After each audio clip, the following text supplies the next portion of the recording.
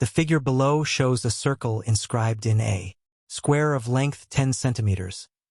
Study the figure and use it to find the radius r of the circle. Leave your result to 2 decimal places. If you are ready, let us solve it.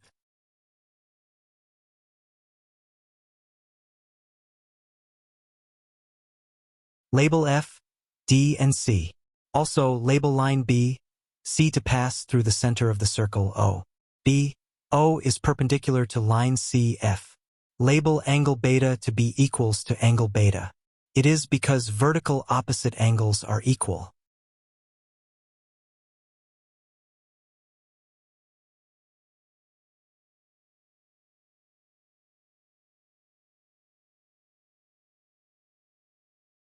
Label angle alpha and angle delta from triangle FDC. Line D, C equals to 10 centimeters. It is the side length of the given square. Using trigonometric identity, and we have that df divided by d, c equals to tan alpha. Thus, tan alpha equals to 3 divided by 10. Angle alpha equals to anti-tan of 3 divided by 10. We have that angle alpha is equals to 16.7 degrees to 1 decimal place. But angle DCO equals to 45 degrees, which is equals to the sum of angle alpha and angle delta. Line D, C is the diagonal of the square. This implies that 45 degrees minus 16.7 degrees equals to angle delta. Angle delta equals to 28.3 degrees. From triangle HDC using Pythagoras theorem, we have that the square of HC equals to the sum of the square of D, H and the square of DC.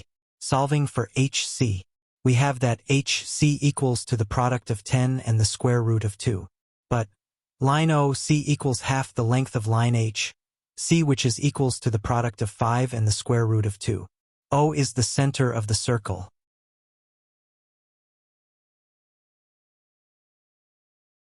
From triangle C, B, O using trigonometric identity. Line B, O divided by OC equals sine 28.3 degrees, which is equals to sine delta. This implies that B, O divided by the product of 5 and the square root of 2 equals 0.04741. By solving for line B, O, please note that it is not length BC but length BO. We have that B, O equals to 3.35 centimeters to 2 decimal places. Length BO equals to the radius r of the circle. Therefore, the radius r of the circle equals to 3.35 centimeters to 2 decimal places.